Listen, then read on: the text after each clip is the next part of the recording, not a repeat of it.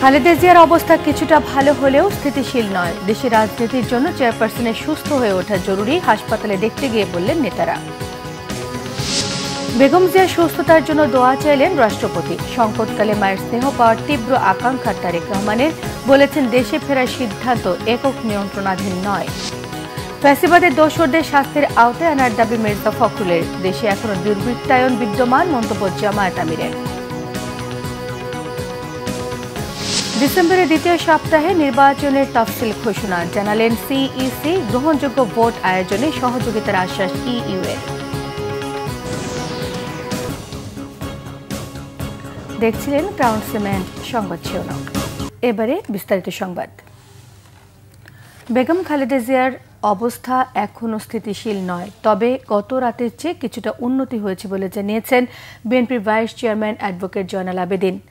নাগরিক ঐক্যের সভাপতি মাহমুদুর রহমান মান্না জানিয়েছেন, বেগম খালেদা জিয়ার শারীরিক অবস্থার একটু উন্নতি হলে বিদেশ নেওয়ার কথা জানিয়েছেন চিকিৎসকরা। বেগম জিয়াকে দেখতে যাওয়া রাজনৈতিক নেতারা বলছেন, দেশের রাজনৈতিক অভিভাবক হিসেবে রাষ্ট্র ও দেশের রাজনীতির জন্য বেগম খালেদা জিয়া সুস্থ হয়ে ওঠা জরুরি। দলের ভারপ্রাপ্ত চেয়ারম্যান তারেক রহমান সার্বক্ষণিক খোঁজ খবর নিচ্ছেন বলেও জানিয়েছেন তারা। আরও জানাচ্ছেন জাহাঙ্গীর আকন্দ। গত রবিবার হঠাৎই শ্বাসকষ্ট নিয়ে রাজধানীর এভারকেয়ার হাসপাতালে ভর্তি হন বিএনপি চেয়ারপারসন বেগম খালেদা জিয়া। তারপর থেকে এখনো পর্যন্ত হাসপাতালেই ভর্তি আছেন তিনি। বেগম জিয়া ডায়াবেটিস, হৃদরোগ, লিভার আর্থারাইটিস সহ নানা রোগে আক্রান্ত। শনিবার সকালে বেগম খালেদা জিয়াকে দেখতে ও তার স্বাস্থ্যের খোঁজখবর নিতে এভারকেয়ার হাসপাতালে আসেন এনসিপি, নাগরিক ঐক্য সহ বিভিন্ন রাজনৈতিক দলের নেতারা। পরে গণমাধ্যমের সাথে কথা বলেন তারা। দেশবাসীর কাছে বেগম জিয়ার আরোগ্য কামনায় দোয়া চেয়েছেন রাজনীতিবিদরা। বেগম খালেদা জিয়া হাসপাতালে চিকিৎসাধীন আছেন, নিবিড় পরিচর্যা পাচ্ছেন। ওনার শারীরিক অবস্থা ক্রিটিক্যাল, তবে স্থিতিশীল আছেন। উনি এখনো ফাইট করছেন। নিরাপদ দূরত্ব থেকে সব সতর্কতা মেনে আমার ওনাকে দেখার সুযোগ হয়েছে। উনি সজ্ঞানে আছেন, সজাগ আছেন। চিকিৎসক এবং নার্স যে ওনাকে নির্দেশনা দিচ্ছেন সেগুলো উনি ফলো করতে পারছেন। সবাই দোয়া করবেন ওনার জন্য, আল্লাহ যেন সুস্থ করে দেন এবং আমাদের এই গণতান্ত্রিক উত্তরণের পথে ওনাদের যে লড়াই, সেই লড়াইয়ে যে গণতান্ত্রিক উত্তরণের দিকে যাচ্ছে সেটি যেন উনি নিজে দেখে যেতে পারেন, এবং যার কারণে ওনার আজকে এই পরিণতি হয়েছে। একটা ক্লিনিক্যাল একটা অপারেশনের মধ্য দিয়ে উনি গিয়েছেন, ওনাকে মেডিকেলের অত্যাচারের মধ্য দিয়ে গিয়েছেন। আমার মনে হয় আল্লাহ ওনাকে হাসিনার ফাঁসি দেখা পর্যন্ত ওনাকে যেন আল্লাহ বাঁচিয়ে রাখেন। যেই সংবাদে সবার মধ্যে উদ্বেগ সৃষ্টি হয়েছিল, পরিস্থিতি তার চাইতে কোন রকম অবনতি হয়নি, স্টেবল আছে। বিদেশে নেওয়াটা এখনই নেওয়া যাবে না সম্ভবত, মানে ফ্লাই করবার জন্য যে স্টেবল কন্ডিশন দরকার ওইটা হয়নি, কিন্তু তারা মনে করছেন এটা খুব শিগগির হবে। আর বিদেশে যাবার জন্য যে প্রস্তুতিগুলো নিতে হয় সেই প্রস্তুতিগুলো তারা নিয়ে রেখেছেন। তাই আমাকে কোন দেশে এটা কোনো নাম শোনা হচ্ছে? সিঙ্গাপুর তো প্রস্তাব করা হয়েছে, ইউরোপের কথাও বলা হয়েছে, ওইটা তারা সিলেক্ট করেনি এখন।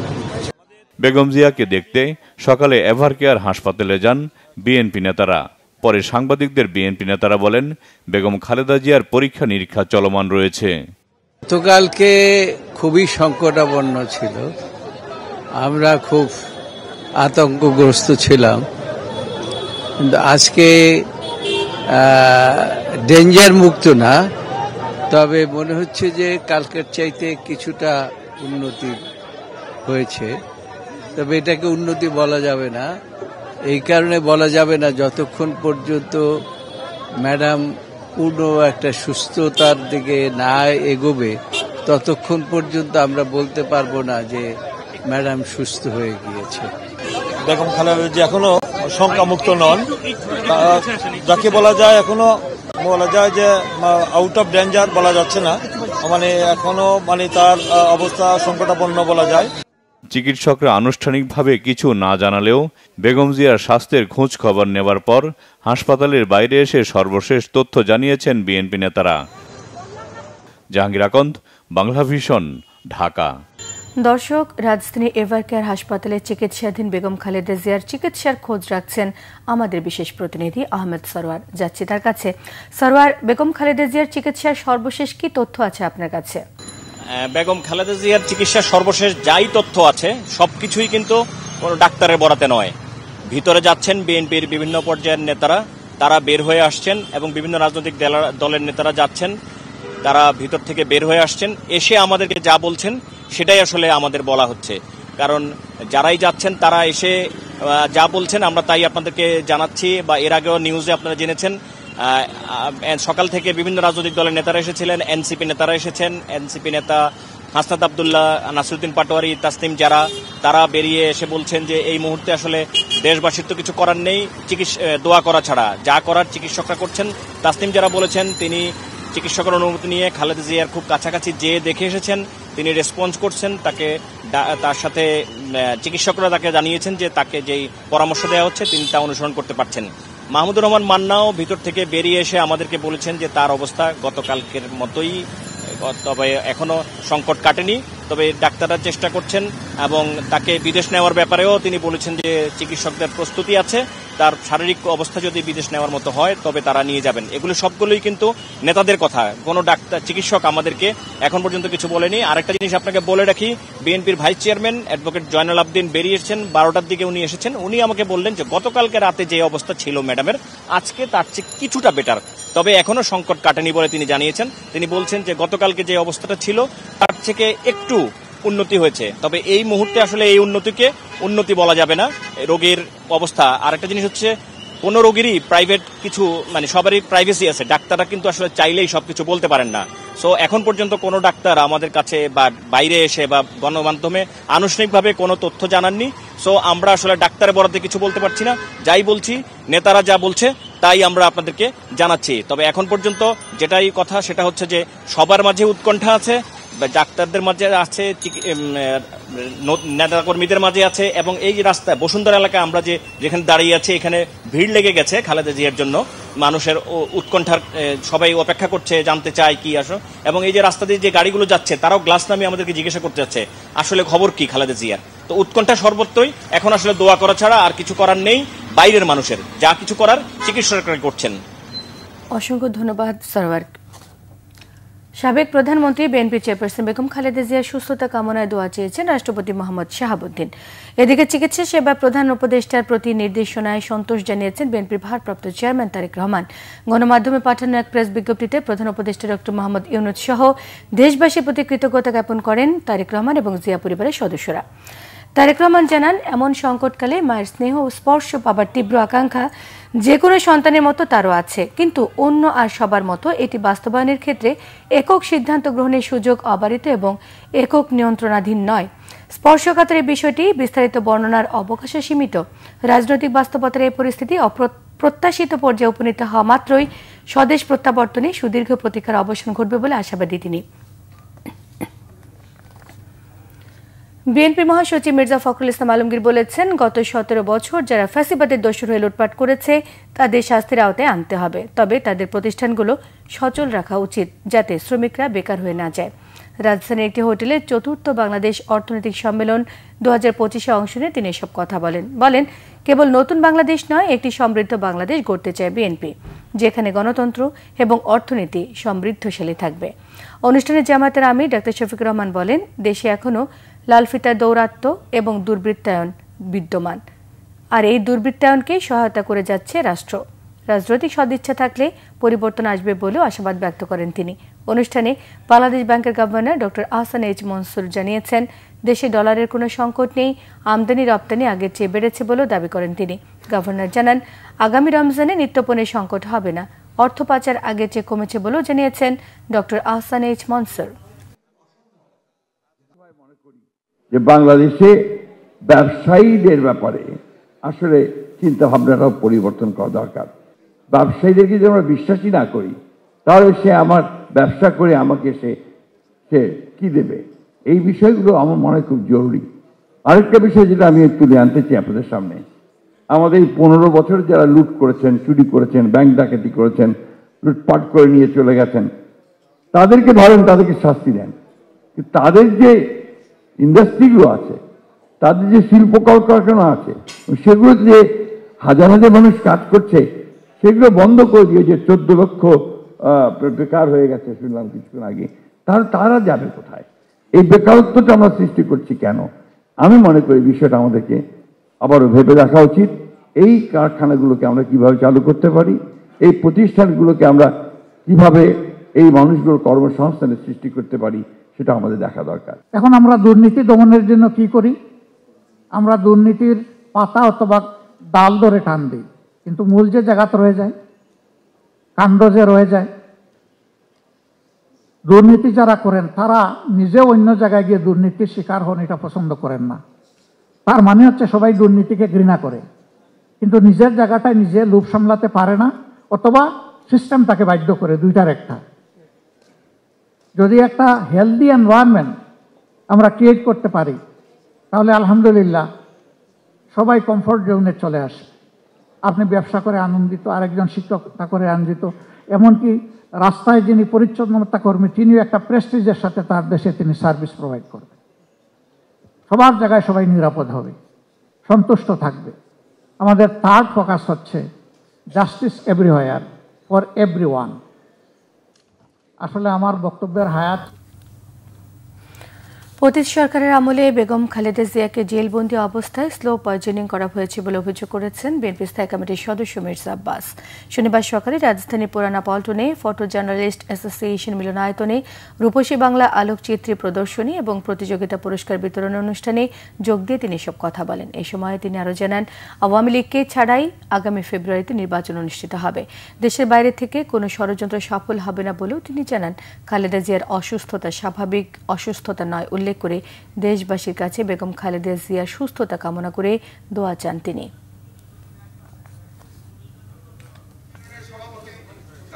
কিন্তু ওনার এই আজকে অসুস্থতাটা কিন্তু স্বাভাবিক অসুস্থতা নয়, এটা একটা অস্বাভাবিক পরিস্থিতির শিকার হয়ে উনি আজকে এই অবস্থায় উনি আছেন।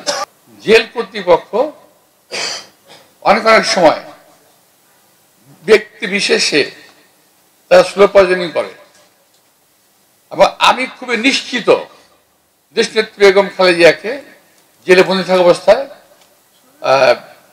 স্লো পয়জনিং করা হয়েছিল।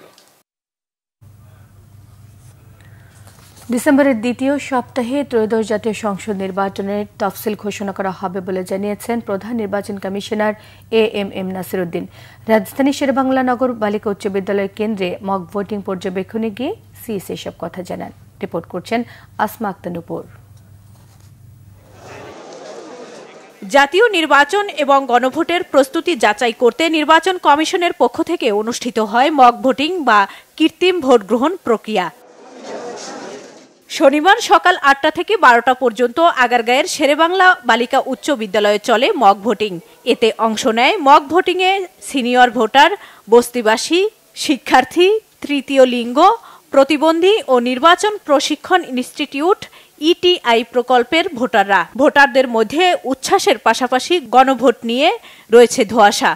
এটা একটা ভালো উদ্যোগ, কারণ এটার মাধ্যমে পরবর্তী যে জাতীয় সংসদ নির্বাচনটা হচ্ছে সেটাতে একটা প্র্যাকটিস টাইপ আমি বলবো যে হয়ে যাবে। ভোটের বিষয়ে কিছুই জানি না, আমরা কখনো গণভোট দেই নাই, এই প্রথম আইছি। নাড়া দিলে বিএনপি পাইবে আর হা দিলে জামাত পাইবে, এই কারণে দিলাম না। গণভোট সম্পর্কে আমরা এতটা জানিও না, যে আসলে এই জিনিসটা একটু ক্লিয়ার করা উচিত। বাংলাদেশে একটা নাগরিক, বাংলাদেশে আমাদের জন্ম হয়েছে, আমাদের বাবা মা বাঙালি, সেই হিসাবে আমরা সঠিকভাবে ভোটটা দিতে চাচ্ছি। প্রধান নির্বাচন কমিশনার এএমএম নাসিরউদ্দিন বলেন, গণভোটের বিষয়ে আরও প্রচারণা চালানো দরকার। এই অ্যাসেসমেন্টের ভিত্তিতে আমরা ঠিক করব যে আমরা যে ভোটার সেন্টার যে 42,500 প্লাস যে পোলিং সেন্টার ঠিক করেছি, weather this number of polling stations R sufficient or not, এটা কি আমাদের জন্য পর্যাপ্ত, না আমাদের ভোটের পোলিং সেন্টার বাড়াইতে হবে, নাকি পোলিং বুথ বাড়াইলে চলবে। একটা বুথ বাড়ানো মানে আমার কিন্তু 3 জন লোক বাড়ে, বাক্স বাড়ে, তো অনেক ধরনের অ্যারেঞ্জমেন্ট আমাদের এডিশনাল করতে হয়। এখন আমাদের যদি এডিশনাল অ্যারেঞ্জমেন্ট যদি করতে হয়, কী ধরনের অ্যারেঞ্জমেন্ট করতে হতে পারে, এই প্র্যাকটিক্যাল অ্যাসেসমেন্টটা আজকেও আমরা করতে যাচ্ছি। সিইসি বলেন, আইন শৃঙ্খলা পরিস্থিতি আগের চেয়ে অনেক উন্নতি হয়েছে। তিনি বলেন, মক ভোটিং এর মতো নির্বাচন উপহার দিতে চায় নির্বাচন কমিশন। আজকে মক ভোটিংটা যেরকম হলো, আমরা সেইভাবে একটা ইলেকশন উপহার দিতে চাই। তফসিল হোপফুলি আমরা যেটা আশা করছি দ্বিতীয় সপ্তাহে হবে, ডিসেম্বরে। এ সময় ইউরোপীয় ইউনিয়নের রাষ্ট্রদূত মাইকেল মিলার বলেন, একটি সুষ্ঠু, সুন্দর ও গ্রহণযোগ্য নির্বাচন আয়োজনে কমিশনকে সব ধরনের সহযোগিতা করবে EU. International observer mission to come to Bangladesh in the early part of next year. So for us it is so important that we are looking ahead. Mock ভোটিংয়ে 500 জনের ভোট গ্রহণের প্রস্তুতি ছিল। 4 ঘন্টায় ভোট পড়ে 352টি। আসমা আক্তার নূপুর, বাংলা ভিশন, ঢাকা। সংসদ সদস্যদের মতো জনপ্রতিনিধির পদগুলো অলাভজনক করা উচিত বলে মন্তব্য করেন বিপ্লবী ওয়ার্কার্স পার্টির সাধারণ সম্পাদক সাইফুল হক। ডিবেট ফর ডেমোক্রেসি আয়োজিত ছায়া সংসদে তিনি মন্তব্য করেন। তিনি বলেন, লাভজনক পদের কারণেই সংসদে যাওয়ার জন্য অসম এবং অবৈধ প্রতিযোগিতা চলে, যা গণতন্ত্রকে ব্যাহত করে। তিনি বলেন, পুরনো ব্যবস্থাকে ভেঙে নতুন কাঠামো তৈরি করতে হবে। আগামী নির্বাচনে নিরপেক্ষ এবং নিরাপদভাবে ভোট দেওয়ার পরিস্থিতি সৃষ্টি করতে হবে। বিপ্লবী ওয়ার্কার্স পার্টির সাধারণ সম্পাদক আরও বলেন, আসন্ন জাতীয় নির্বাচন নিয়ে কোনো আশঙ্কা নেই, তবে ভোটের উপযুক্ত পরিবেশ সৃষ্টি করতে হবে। সেটির জন্য নির্বাচনে কালো টাকা এবং পেশি শক্তির ব্যবহার বন্ধে পদক্ষেপ নিতে হবে কমিশন এবং সরকারকে। সংবাদ শেষ করব ক্রাউন সিমেন্ট শিরোনামগুলো আরও একবার জানিয়ে দিয়ে।